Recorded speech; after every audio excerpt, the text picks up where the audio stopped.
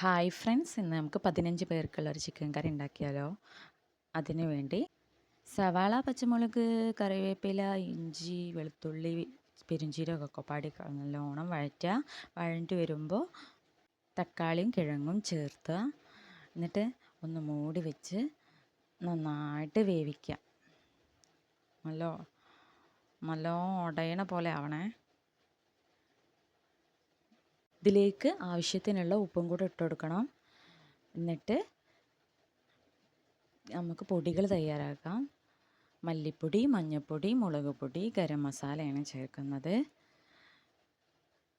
എൻ്റെ കയ്യിലൊരു Maggi cube ഉണ്ട്, അത് ഇട്ട് കൊടുക്കേണ്ടത്. അത് ഓപ്ഷണലാണ്, വേണമെങ്കിൽ ഇട്ട് കൊടുത്താൽ മതി. എന്നിട്ട് ഇളക്കി കൊടുക്കുക. ഇനി പൊടികളൊക്കെ ഇപ്പോൾ ചേർത്ത് കൊടുക്കാം.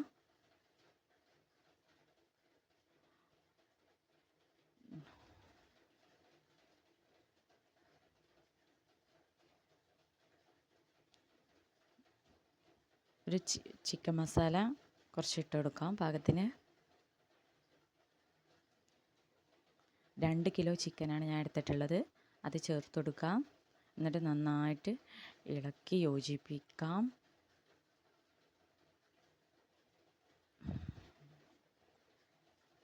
ഇനി ആവശ്യത്തിന് വെള്ളം, നമുക്ക് എത്ര ഗ്രേവി വേണോ അതിനാവശ്യത്തിന് വെള്ളം ഒഴിക്കുക.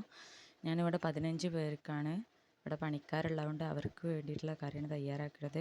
എന്നിട്ട് ഉപ്പിൻ്റെ ബാലൻസ് നോക്കിയിട്ട് ഉപ്പിട്ട് കൊടുക്കാം.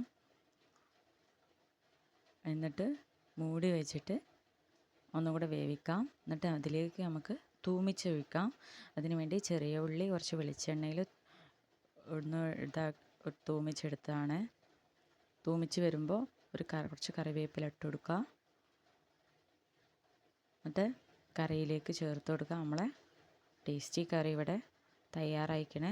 എല്ലാവരും ഒന്ന് ട്രൈ ചെയ്യുക. ആരെങ്കിലും സബ്സ്ക്രൈബ് ചെയ്യാത്തവരുണ്ടെങ്കിൽ ഒന്ന് സബ്സ്ക്രൈബ് ചെയ്ത് സപ്പോർട്ട്. കുറച്ച് മല്ലിച്ചപ്പ് മാത്രം അരിഞ്ഞത് ഉണ്ടായിരുന്ന കയ്യിൽ. അത് ലാസ്റ്റ് ഒന്ന് കറി ആയ ശേഷം ലാസ്റ്റ് മല്ലിയിലൊന്ന് വിതറി കൊടുക്കുക. ഞാനിവിടെ ബ്രോയിലർ ചിക്കനാണ് എടുത്തത്, അതാണ് പെട്ടെന്ന് വെന്ത് കിട്ടിയിരിക്കുന്നത്. Thank you.